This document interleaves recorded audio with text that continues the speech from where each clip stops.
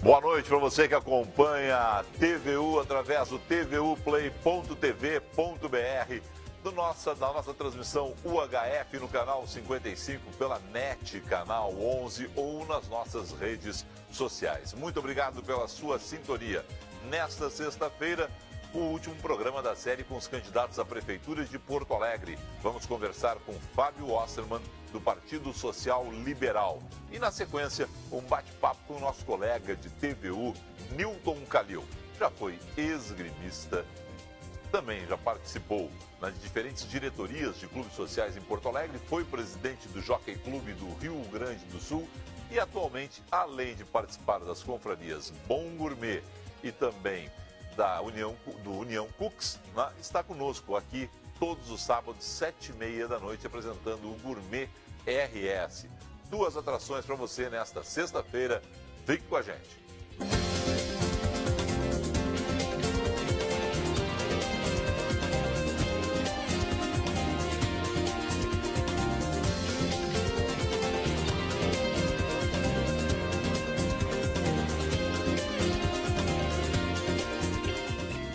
No último programa da série com os candidatos à Prefeitura de Porto Alegre, Fábio Osterman, do PSL, está conosco nesta noite. Prazer lhe ter aqui. Boa noite. Prazer, Felipe. Obrigado pelo convite. Prazer estar aqui batendo papo contigo, com os teus espectadores.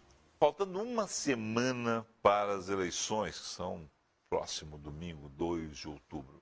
O senhor já se considera com a missão cumprida? A sua maior missão era dar exposição ao partido, às ideias do partido? Minha missão é representar as ideias da liberdade nesse pleito em Porto Alegre, né? Minha missão é trazer ideias diferentes daquelas que estão aí. Eu não considero ainda que a minha missão está cumprida, até porque ainda temos 8 dias de campanha até a chegada do dia 2, então acho que tem ainda muita água para correr.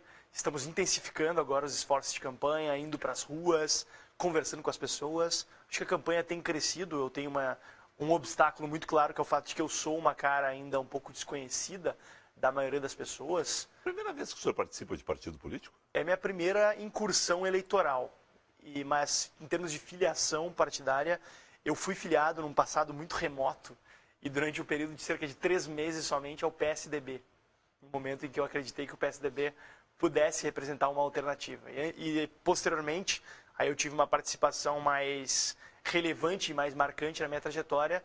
Eu fui do Partido Novo, mas nunca cheguei a ser filiado, porque eu deixei o partido um pouco antes de ele ser registrado, efetivamente. Por que o senhor decidiu enveredar pela política?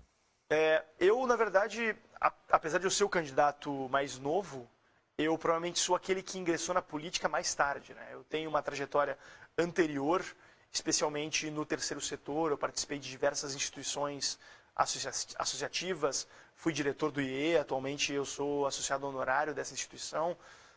Fundei algumas das instituições que acho que têm o maior impacto hoje na realidade política a partir do espectro liberal, como Estudantes pela Liberdade, o próprio Movimento Brasil Livre, entidade da qual eu me desliguei no final do ano passado por algumas divergências também. Mas eu vim caminhando, mesmo que inconscientemente, não era exatamente o meu plano sair candidato em algum momento. Claro que eu nunca descartei essa possibilidade, mas eu vim construindo também essa trajetória de participação política não partidária em paralelo com a minha trajetória acadêmica, né? Eu cursei graduação em Direito, graduação em Economia, posteriormente eu fiz meu mestrado em Ciência Política, ou seja, eu, de certa maneira, sempre estive por perto, mas nunca havia surgido a oportunidade, efetivamente, de eu sair candidato. Então, esse ano as coisas mudaram. O senhor é um candidato que diz que é liberal. Há um problema com o liberalismo? O senhor é o 9º candidato que comparece ao nosso programa. Todos se colocaram do centro para a esquerda. Não me lembro se alguém pegou e veio do centro para a direita, naquela denominação clássica, né? Direita, esquerda, que a gente nem usa mais. Eu acho que é um pouco cansada, né? Acho um que pouco. Sim. Mas o senhor é o único que diz assim: sou liberal. O que é ser um liberal disputando a Prefeitura de Porto Alegre? Bom, o liberal, ele tem por dever defender a redução gradual do poder do Estado com E maiúsculo, ou seja, ele deve prezar por um aumento do poder da sociedade civil, da cooperação voluntária, da autonomia do indivíduo de fazer suas próprias escolhas e buscar seus próprios caminhos na sociedade, cooperando livremente por meio do mercado, por meio do associativismo. E no âmbito da prefeitura existe um espaço muito grande para as ideias liberais. Hoje a prefeitura de Porto Alegre, por exemplo, ela tem uma estrutura extremamente burocratizada, pesada nas costas do pagador de impostos porto-alegrense e que acaba justamente pecando em prestar os serviços públicos mais básicos, como a educação, a saúde, a segurança. E acho que são bandeiras liberais, a redução das atribuições da prefeitura para essas áreas mais enfocadas, a partir das quais a prefeitura pode, se não gerir e prestar diretamente. Inclusive no meu programa de governo eu defendo projetos piloto, tanto na saúde quanto na educação, de participação da iniciativa privada, por meio de uma subvenção da prefeitura. Mas o resto, a gente precisa urgentemente rever a participação da prefeitura. A gente tem hoje 34 secretarias. A prefeitura de Porto Alegre tem hoje 34 secretarias. A nossa proposta de redução é para somente 6. E com isso a gente não só reduziria custos, como a gente daria mais racionalidade administrativa à estrutura da prefeitura. Se o senhor chegar à prefeitura, o senhor não chega com maioria na Câmara. Me falando que vai diminuir de 34 para 6 secretarias, não passa projeto seu na Câmara. Mas eu sou bastante otimista em relação aos ventos da mudança que vem soprando pela nossa cidade, pelo nosso estado, pelo nosso país, e que vão também eleger vereadores mais liberais, com um perfil mais liberal do que o da anterior legislatura, aliás, a atual legislatura. E também, caso eu seja eleito prefeito de Porto Alegre, eu pretendo governar com muita transparência, com muita comunicação com a opinião pública, com o eleitorado, com o cidadão de Porto Alegre, mostrando que o orçamento da prefeitura ele é limitado. E se a gente quiser ter bens públicos de qualidade, a gente precisa fazer escolhas políticas. O cobertor é curto. Escolhas políticas passando pela privatização, que é o que o senhor falou. Privatizar o quê? Carris, por exemplo? Certamente. A Carris hoje é uma estrutura ineficiente, cara, que assim como a Procempa é um berço de esquemas de corrupção que favorecem a partidos políticos que se adonaram dessas empresas e que não precisaria a prefeitura estar gerenciando diretamente uma empresa, ou duas empresas no caso. A Carris dá déficits à prefeitura na casa dos 50 milhões de reais por ano, e eu acredito que esses recursos poderiam ser melhor empregados em outras áreas, como justamente saúde, segurança, educação. Apenas a título de exemplo, um guarda municipal nas ruas de Porto Alegre hoje, ele custa para a prefeitura aproximadamente 50 mil reais por ano. Se a gente simplesmente abrisse mão de pagar esse déficit que a Carris gera à prefeitura de Porto Alegre por ano, a gente teria recursos para botar nas ruas mais 1.000 guardas municipais. Eu não estou dizendo que eu faria isso, até porque hoje nem seria permitido, porque a gente tem somente 284 cargos vagos na estrutura da Secretaria de Segurança.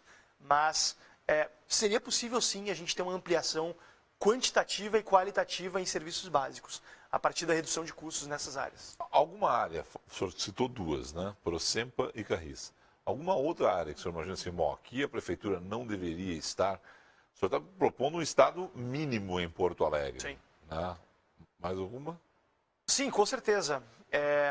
Acho que um exemplo válido e que causa muita polêmica, né? Especialmente após a experiência mal sucedida do governo Temer em relação ao Ministério da Cultura, mas a minha proposta é sim colocar a atual Secretaria da Cultura sob o guarda-chuva da Secretaria da Educação e com isso... O senhor tem definido as 6 secretarias? Tenho, claro. O que são? Com certeza. Quais seriam? Secretaria de Gestão, Secretaria de Segurança, Secretaria de Saúde, Secretaria de Educação, Secretaria de Desenvolvimento e Secretaria de Urbanismo e Mobilidade.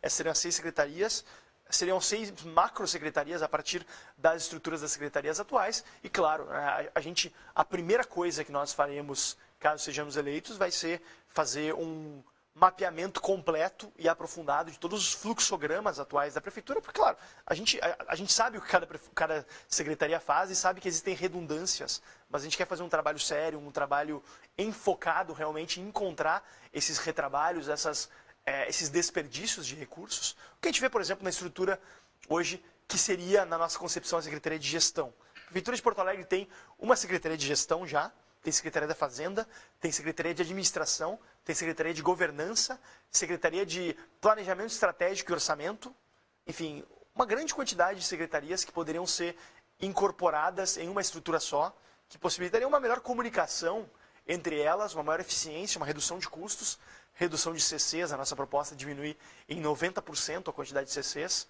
porque a gente considera que o CC deve estar em cargos estratégicos, efetivamente. Dá para governar? Isso é um chute?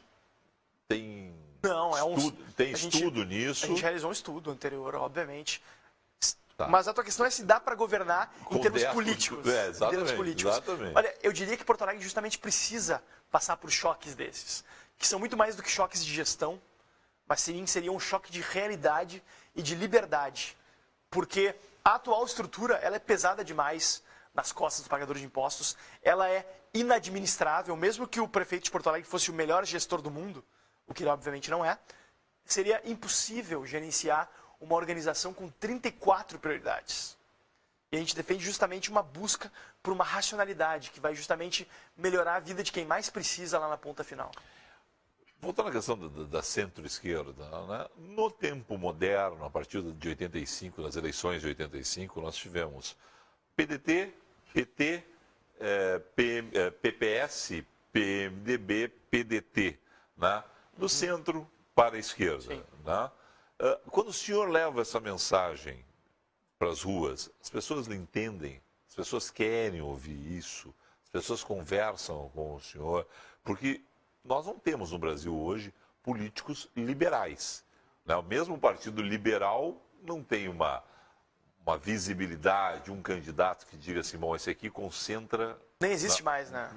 Mudou de nome. Exatamente. Acabou virando PR. Exatamente. Mas então, vamos lá. Essa situação, né, não tem um candidato hoje que simbolize o liberalismo no Brasil.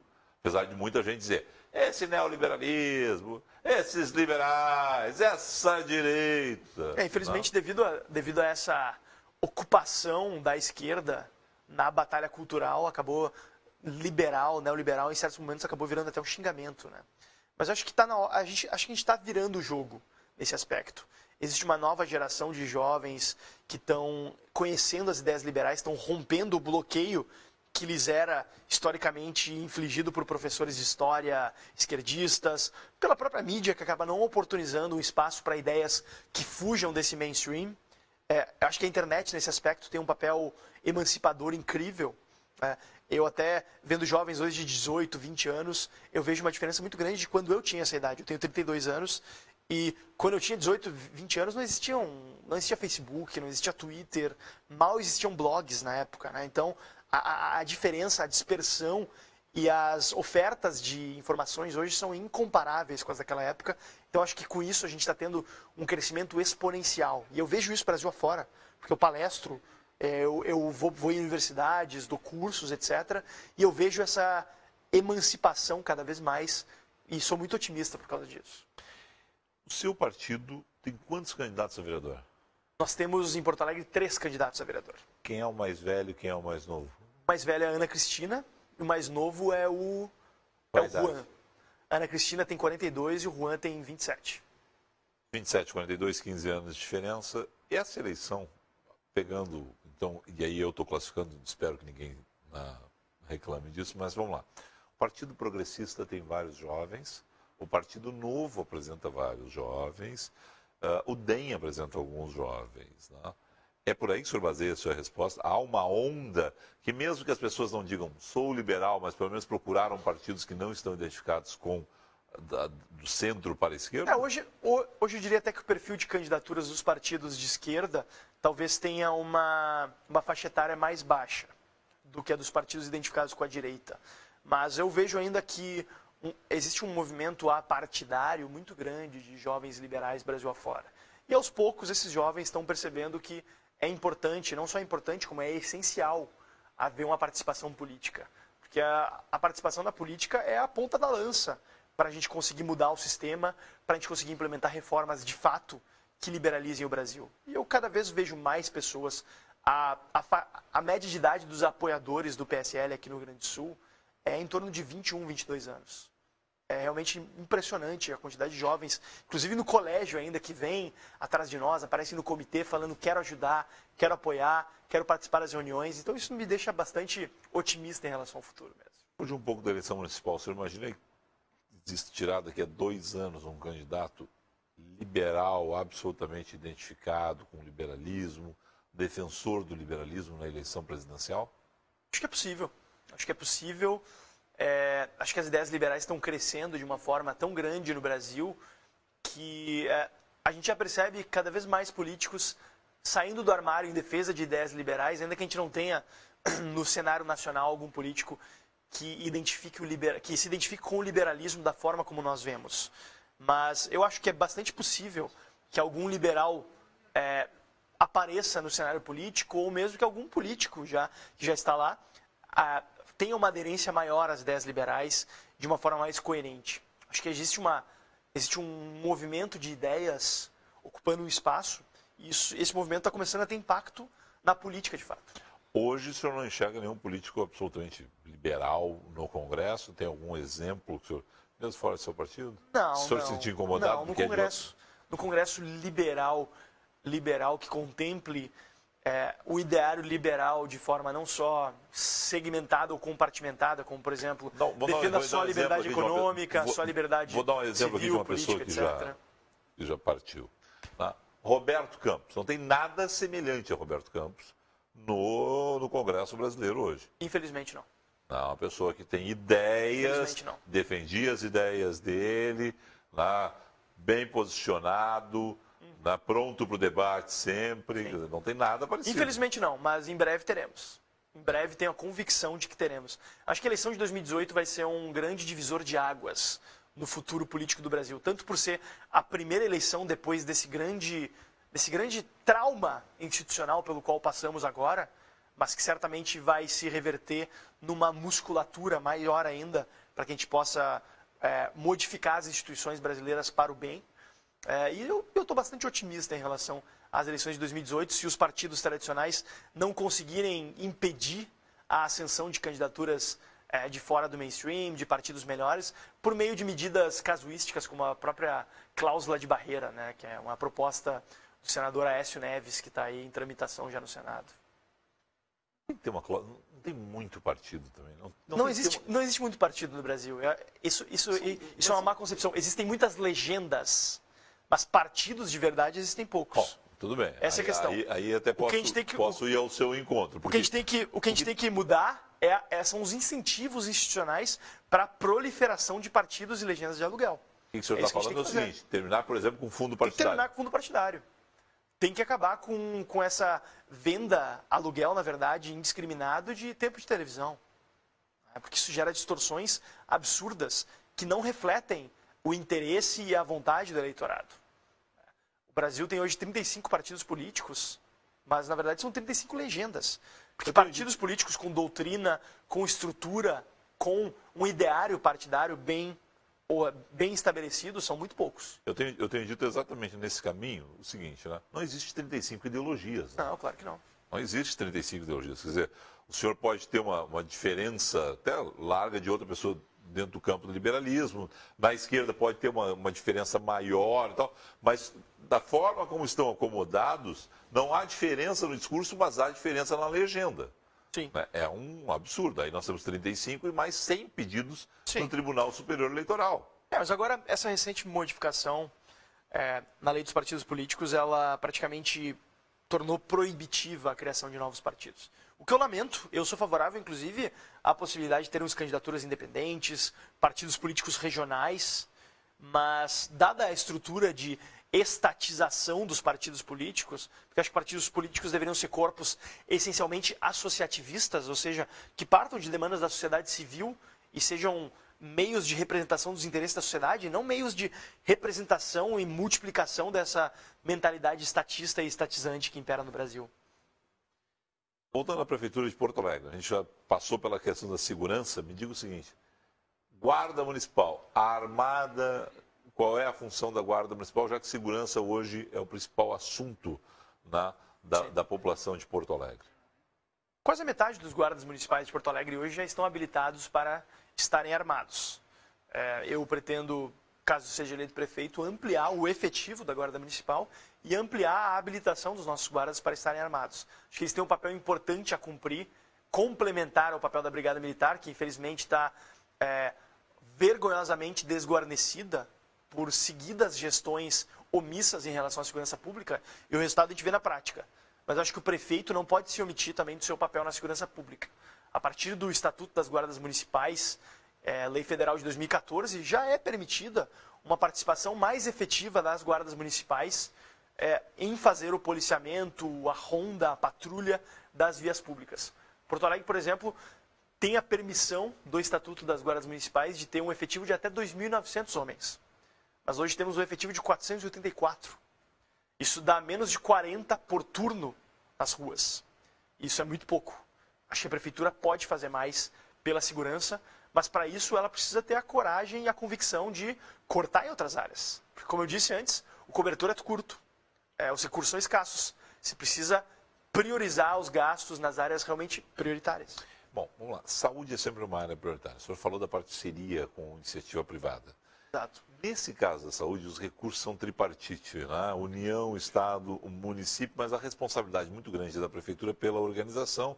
E tem toda essa situação de milhares de pessoas vindo do interior para Porto Alegre. Bom, como é que funcionaria isso de captação junto à iniciativa privada? A gente tem hoje já em Porto Alegre, inclusive, duas experiências bastante exitosas de parceria com entidades privadas, como é o caso do Hospital da Restinga e o Hospital Divina Providência, e que acabam, às vezes, não funcionando por uma incapacidade da prefeitura em realizar uma devida fiscalização dos contratos firmados com ela. E também em Porto Alegre afora a gente tem unidades básicas de saúde, UPAs, etc. E além disso, eu quero ampliar, aliás, abrir Porto Alegre para a vinda de clínicas populares, que já são um fenômeno muito interessante no Nordeste do Brasil, em cidades muito mais pobres que Porto Alegre, em cidades onde a população de baixa renda tem uma renda muito mais baixa, e que acabam servindo como uma maneira econômica e efetiva de atender a população. Porque as pessoas preferem ir nessas clínicas populares, onde elas estão pagando por uma consulta, mas sabem que o médico vai estar lá, sabem que o médico vai atendê-las com atenção, em vez de ir no posto de saúde, que supostamente é de graça. E acho que Porto Alegre precisa se abrir para essas experiências, e a gente precisa contar com mais investimento da iniciativa privada, porque a saúde é uma coisa importante demais para a gente deixar só nas mãos do Estado. Na educação? Educação também. A estrutura de ensino municipal de Porto Alegre hoje é uma estrutura que precisa de reformas, precisa, eu diria, até de um choque, porque a gente é uma das cidades que mais gasta per capita com educação municipal, e Porto Alegre, apesar do seu acúmulo de capital humano, de capital cultural, ser um local historicamente com uma boa qualidade de ensino, nós temos hoje, dentre as capitais brasileiras, somente a 16ª melhor educação municipal. Isso é muito pouco. Os professores do ensino municipal são mais bem pagos do que os do ensino estadual, e ainda assim a gente fica tendo esses resultados pífios. O IDEB do ensino municipal é mais baixo do que o do ensino estadual, o que dirá da rede privada, né? Então a gente quer buscar por meio de tanto parcerias com a iniciativa privada, trazendo projetos pilotos de escolas comunitárias, gestão por parte de organizações sociais, ou por organizações de professores mesmo, como a gente tem vários exemplos mundo afora, quanto o nosso principal plano é um projeto piloto de conceder bolsas de estudos em escolas privadas conveniadas com a prefeitura para alunos... O nosso projeto piloto seria um projeto para 1.700 alunos por ano, e esse valor é aproximadamente 5% da verba para investimento da prefeitura anual. Ou seja, é uma verba não carimbada, é uma verba que teria uma possibilidade de investir nessa área, e obviamente não existe investimento melhor do que investir no futuro melhor para nossas crianças, que hoje estão largadas a uma condição lamentável, com uma educação muito pior do que poderia ser. Vamos para um bate-bola, curiosidades a respeito do senhor e dos outros candidatos, né? Porque afinal de contas vocês ficam falando sempre educação, saúde, segurança, dessas questões. As pessoas querem saber vida normal, se é que vocês conseguem ter uma vida que a gente poderia chamar de normal. Ultimamente está difícil, mas... Ultimamente está difícil. O senhor gosta de cinema? Gosto. Filme predileto? Eu não tenho um filme predileto, sabe? Eu tenho muitos filmes que me marcaram em momentos variados da minha vida. Eu gosto muito de filmes históricos. Se eu fosse citar um filme predileto assim de cabeça, talvez seja O Paciente Inglês, que ganhou o Oscar em 96, se não me engano. Ator e atriz? Não tenho um ator e atriz preferido. A última vez que foi ao cinema? Isso não faz tanto tempo, mas eu não lembro exatamente quando foi. Foi Lembra do filme? Uns 3, 4 meses. Rapaz, não lembro qual filme foi. Tá. Música, o que o senhor gosta? Eu tenho um gosto bastante eclético. Eu gosto de rock, tanto rock contemporâneo quanto rock mais clássico, dos anos 60, 70. Cantor, cantora, banda? Majoritariamente quem? rock. Eu tenho um rol variado de bandas que eu gosto. Eu, inclusive, tinha uma banda que tocava covers de rock mais contemporâneo. Né? Arctic Monkeys, Strokes, Franz Ferdinand. Qual era a sua função na banda? Eu era vocalista e durante o tempo eu era guitarrista também. Qual era o nome da banda? Era Foster. Foster. Vai a shows de outras bandas? Não era Tim Maia, né? A senhora ia nos shows, chegava lá. Vai a show de outras bandas? Além dos shows da minha própria banda. Faz um tempinho que eu não vou a shows. Lembra qual foi o último? O último show mesmo, provavelmente, foi o Lollapalooza em São Paulo, em 2013. Tem que perguntar se ele encontrou o Maurício Zedrick lá, porque ele disse que ele estava também, é mesmo? Não, eu acho que eu não o conhecia. Não o conhecia à época. Teatro, eu perco o entrevistado, perco a audiência, mas não perco a piada. Teatro, última peça.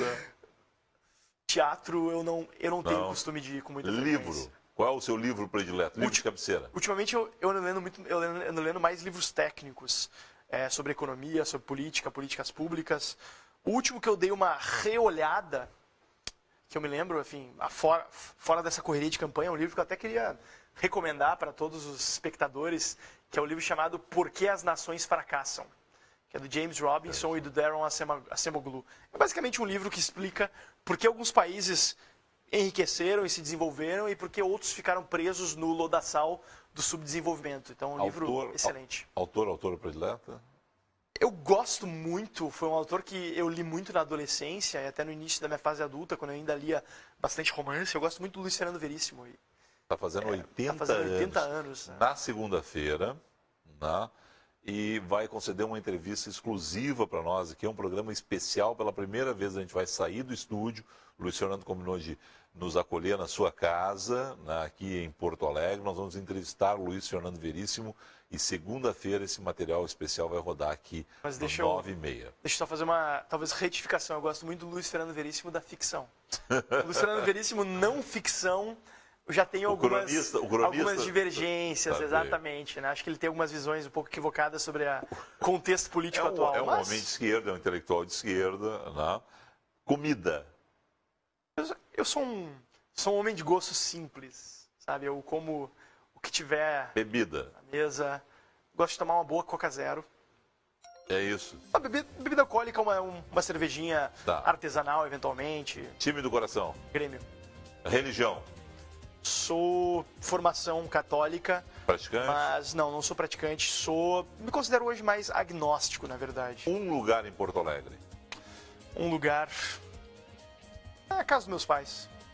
Tem um slogan, uma frase de vida que o senhor usa sempre? Uma frase que eu usei esses tempos aí para justificar uma decisão para uma amiga aí, que é uma frase que eu gosto. Eu não sei exatamente quem é o autor, mas acho que vale a pena citar. Que diz, dai-me café para mudar as coisas que eu posso. Dai-me cerveja para aceitar as coisas que eu não posso. Com moderação, por favor. Com moderação, por favor. Como o senhor se define? Como eu me defino, em termos gerais, assim, acho que eu sou uma pessoa idealista, uma pessoa feliz, uma pessoa que consegue ver o lado bom da vida, apesar das diversidades, e um otimista racional. Acho que é uma boa definição para mim. As pesquisas dizem que não. Tá? Mas, se o senhor estiver no segundo turno, o senhor está convidado a comparecer de novo. Nós queremos realizar um debate no dia 5 de outubro. Tá bem? E é um debate sem aquele negócio de temas. O senhor pergunta para o opositor pergunta para o senhor as questões de seu interesse e da cidade. Sensacional. Sem prévias. Né? Sem... Mais uma motivação para eu seguir trabalhando duro até o dia 2 de outubro para estar no segundo turno. Fábio Wasserman, obrigado pela presença aqui nos nossos estúdios ao vivo. Uma excelente noite para o senhor. Muito obrigado, Felipe. Um abraço a todos de casa e até a próxima. Conversamos com o candidato do PSL à Prefeitura de Porto Alegre, Fábio Wasserman, nessa noite de sexta-feira. E com ele a gente encerra as entrevistas dos candidatos à Prefeitura da capital. No próximo dia 2 de outubro, vote consciente. Escolha um dos 9 para ser o futuro prefeito da capital Doces Gaúchos. Depois do intervalo comercial, converso com o nosso colega de TVU, tem praticamente o mesmo tempo de casa que eu, Newton Calil, apresentador do Gourmet RS, advogado, ex-presidente Jockey Clube do Rio Grande do Sul. Um grande papo. Já voltamos.